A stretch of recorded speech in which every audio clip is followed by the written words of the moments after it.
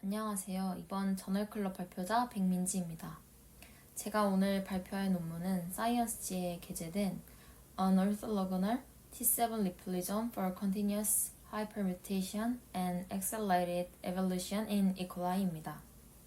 이 연구는 돌연변이가 지속적이고 빠르게 일어나는 것으로 원하는 유전자나 단백질을 빠르게 얻도록 T7 리플리즘을 구축한 내용입니다. 그렇다면 이러한 변이를 위해 T7 리플리즘을 왜 선택하는 것일까요?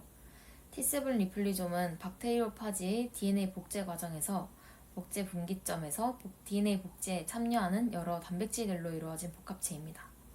그 구성은 그림과 같이 DNA를 합성하는 T7 DNA 폴리머레이즈, 이중가닥을 풀어주는 헬리케이즈와 프리메이즈, 그리고 복제 과정에서 일시적으로 노출되는 단일 가닥 DNA를 보호하고 레깅 스트랜드를 이어주는 싱글 스트랜드 DNA 바인딩 프로테인이 있습니다. 이 연구에서 T7 리플리즘을 쓴 이유는 T7 파지 유전자는 대장균의 복제 및 티오레독신 같은 단백질 합성 기구를 활용하여 증식하기에 T7 복제 시스템이 대장균 환경에 최적화되어 있습니다. 또한 제목처럼 orthogonal, 즉 대장균 자체 복제 시스템과 완전히 분리된 독립적 복제 기구이기에 변이를 일으켜도 숙주 게놈에는 영향을 주지 않기 때문에 연구에서 사용했습니다. 그렇다면 이를 이용한 고빈도의 빠른 돌연변이 시스템을 왜 연구해야 할까요? 그 이유는 새로운 기능이나 성질을 가진 단백질, 효소를 얻으려면 유전자 서열을 조금씩 다른 변이체를 라이브러리로 만들고 원하는 성질을 가진 변이체를 선택하는 것이 일반적입니다. 즉, 돌연변이를 유도해서 형질전화해서 선별하는 과정을 여러 번 반복해야 하는 것이죠. 이 과정은 시간이 오래 걸리고 노동이 지박적인 한계가 있기에 여러 방법이 연구되고 있습니다. 기존의 뮤턴츠를 유도하는 방법들을 간단히 소개드리자면 인비트로에서는 DNA를 복제하면서 일부러 실수를 만드는 에러프론 PCR, 또 여러 유전자를 조합해서 새로운 변이 라이브러리를 만드는 DNA 셔플링 등이 있습니다. 하지만 이런 방법들 역시 마찬가지로 시간과 노동력 소모, 반복에 제한이 있고 세포의 필수 유전자를 소실할 위험도 있기에 세포가 생존할 수 없게 될 때도 있다는 한계가 있습니다. 이러한 한계로 이전의 타 연구에서 숙주 게놈을 건드리지 않고 특정 유전자만 빠르게 변이시키는 orthogonal replication 시스템을 연구한 바가 있습니다. 이 시스템을 이스트에서 구현했지만 이콜라이에서는 높은 뮤테이션 레이트 유지가 어렵고 진화 속도가 제한적이라는 한계가 있어서 T7 리플리즘을 이용한 지속 가능하고 빠른 돌연변이 시스템을 연구자는 구축하고자 했습니다. 본격적인 내용에 들어가서 박테리오파지의 복제 시스템에 대해 간단히 소개해드리자면 T7 파지 게놈 복제는 T7 RNA 폴리머레이즈가 복제 원점에서 RNA 프라이머를 합성하면서 시작이 됩니다. 이어서 이 RNA 프라이머에 T7 DNA 중합효소가 결합해서 DNA 합성을 수행하면서 헬리케이즈, 프리메이즈 기능을 가진 GP4 계열 단백질들이 함께 작용하여 복제 기계를 형성합니다. 그리고 이 각각 복제에 작용하는 핵심 단백질들은 이 화살표로 표시했듯이 GP 뒤에 번호를 붙여서 호칭합니다. T7 복제 시스템을 위해서 T7 오리가 들어간 이콜라이 BW25113을 기반으로 하는 균주를 연구진들은 만들었습니다. 이를 대장균에 형제전환했으나 피규어 2처럼 리플리케이션 오리만 있다고 잘하지는 못했습니다. 따라서 리플리즘을 담은, 즉 앞서 핵심 복제 단백질들을 만드는 유전자들을 담은 RP1, 2 플라스미드를 함께 형제 전환했습니다. 하지만 역시 형제 전환이 잘 되지 않았고 연구진들은 추가적인 T7 복제 관련 유전자가 필요하다고 생각했습니다. 이를 연구 선례로 찾아봤었는데요. T7 라이소자임이 낙아웃됐을 때 복제 능력이 심각하게 저하된 것을 확인하고 기존에 알려진 T7 라이소자임의 기능은 확인하고 T7 라이소좀을 선택했습니다. 기존에 알려진 T7 라이소자임의 기능은 라이소자임이 RNA 폴리머레이즈에 결합을 하게 되면 폴리머레이즈가 긴 RNA를 만들지 못하고 짧은 RNA만 반복적으로 만들어서 복제를 자극합니다. 즉, 프라이머를 짧게 만들어서 복제가 빨리 일어나도록 하는 것이죠.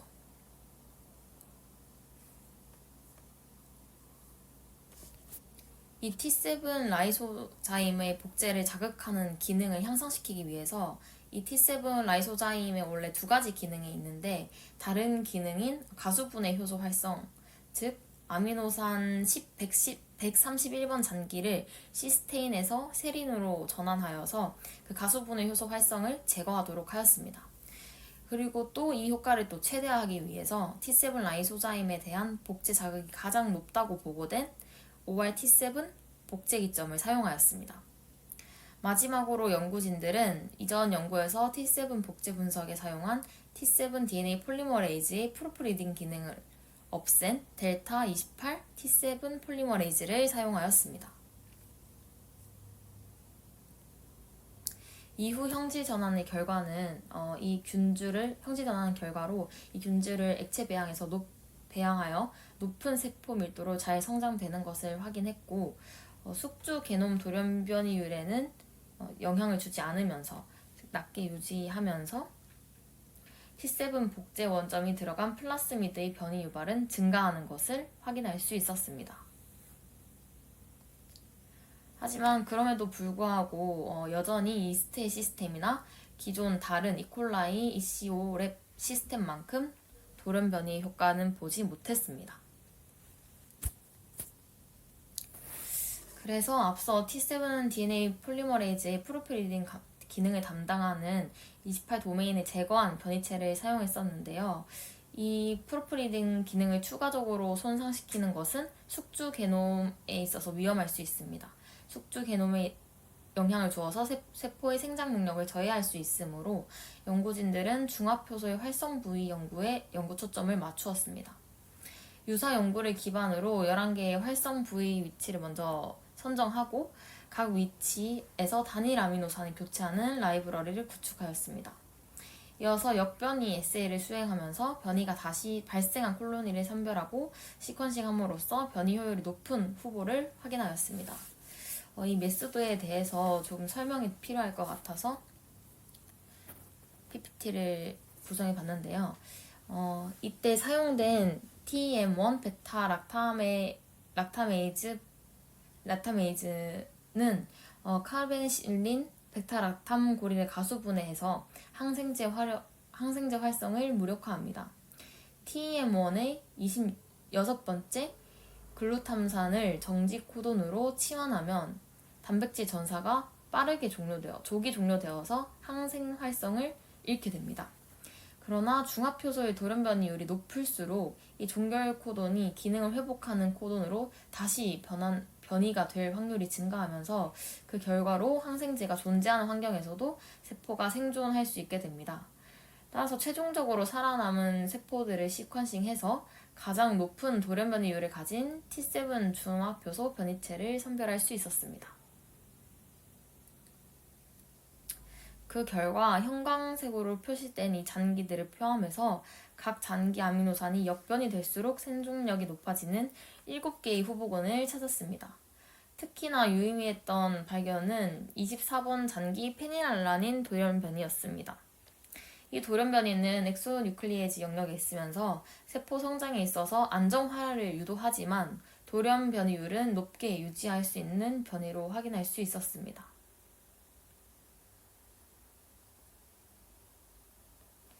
7개 중 가장 효과가 좋은 5개의 돌연변이를 가진 세포, 그리고 앞서 T7 라이소존 변이한 오리를 가진 시스템을 T7 오라클이라고 명명하였습니다.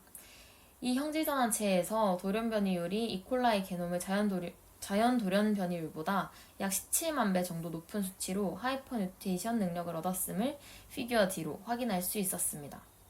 또한 피규어 E에서 볼 수 있다시피 시퀀싱으로 돌연변이 스펙트럼을 조사한 결과 전이 돌연변이 그리고 염기 치환 돌연변이 모두에서 상당히 편향되지 않은, 즉 뉴클레오타이드를 고루고루 쓰는 돌연변이 시스템을 관찰했습니다. 또한 숙주의 게놈에 있는 리팜피신 내성을 돌연변이 전과 후로 비교한 결과 차이가 별로 없으므로 T7 오라클 시스템이 숙주 게놈 자체에는 영향을 미치지 않는다는 것을 입증했습니다. 그렇다면 이렇게 만들어진 T7 오라클 시스템이 특정 단백질 단위에서의 기능을 얼마나 빠르고 효율적으로 개선할 수 있는가를 확인하기 위해서 항생제 내성 활성 실험으로 확인했습니다.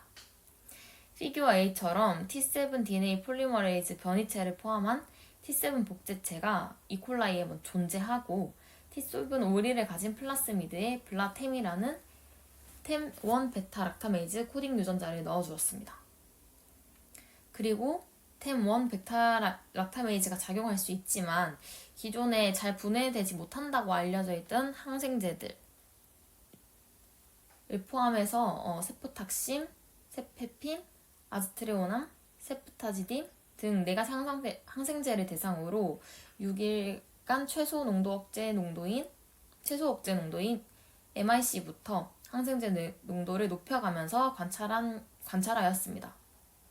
그 결과 피규어 B에서 볼 수 있다시피 아주 고농도의 항생제 내성에서도 변이로 인해서 진화하여 살아남았음을 확인했습니다.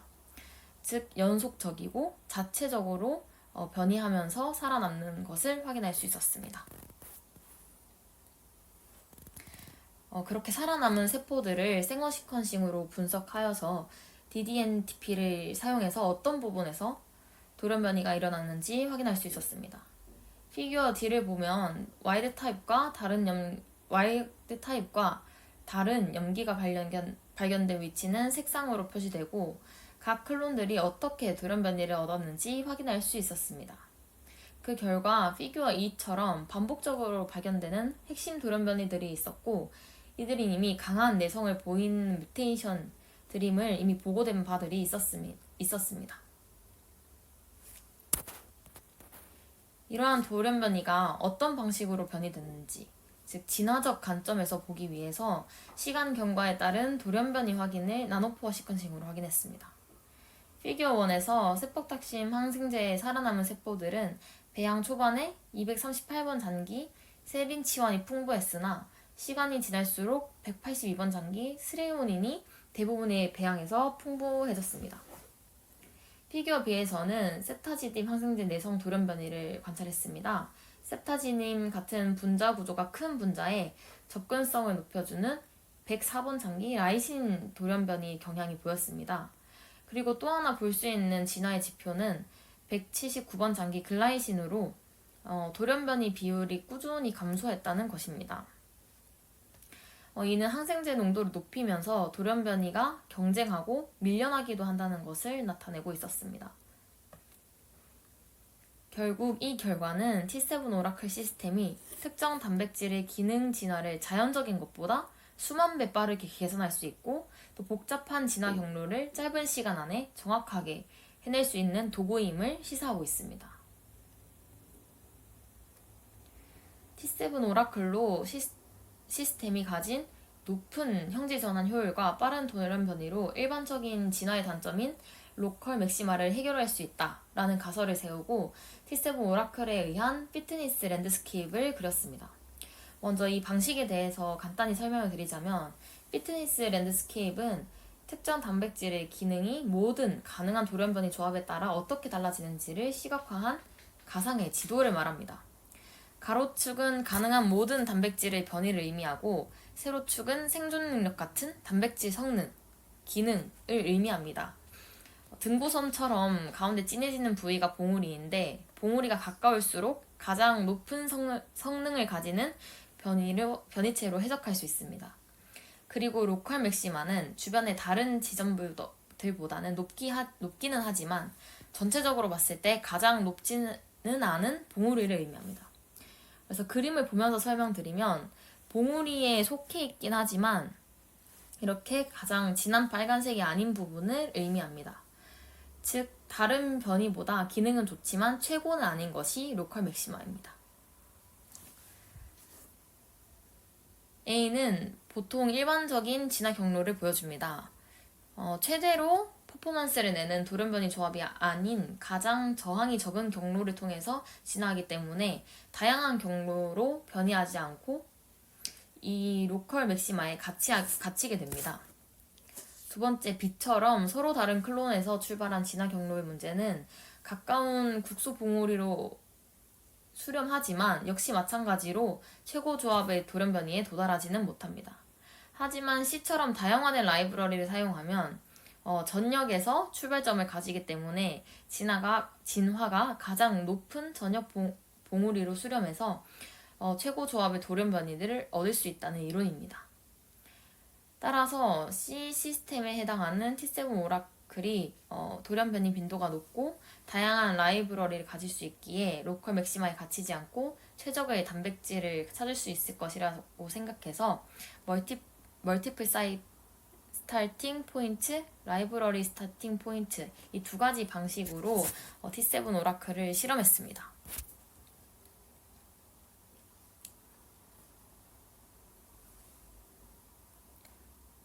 우선 5개의 효소 활성 위치에 20가지 모든 아미노산이 올 수 있도록 변이를 만들어서 라이브러리를 확보했습니다.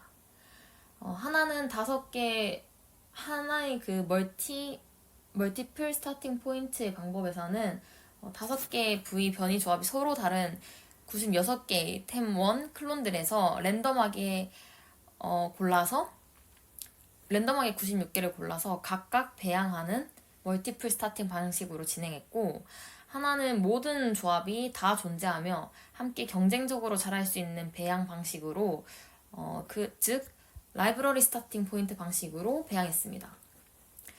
항생제 내성 배지에서 5일 동안 키운 결과 피규어 D에서 보다시피 각 잔기에 어떤 아미노산이 많이 남았는가를 나타낸 힙맵을 보면 와일드 타입은 거의 각 잔기당 하나씩 고정되어 있으므로 변이가 일어나지 않았다는 것을 알 수 있고, 멀티플 스타팅 포인트 방식으로는 배양한 클론들이 다양하게 잔기들을 가지는 것을 확인할 수 있었습니다.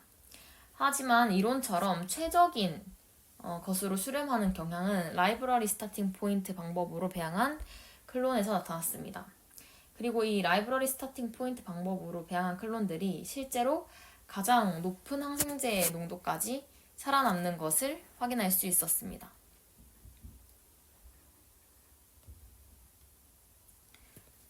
이 결과들을 요약하면 T7 오라클은 T7 리플리좀과 변이 라이브러리를 결합해서 구축이 되었고, 이 다양화된 라이브러리 전체 풀에서 배양하는 방식을 통해서 템1 활성 부위의 다양한 변이를 탐색했고, 어떤 조합이 최고가 되는 돌연변이 조합인지 효과적으로 찾아낼 수 있었다는 내용이었습니다.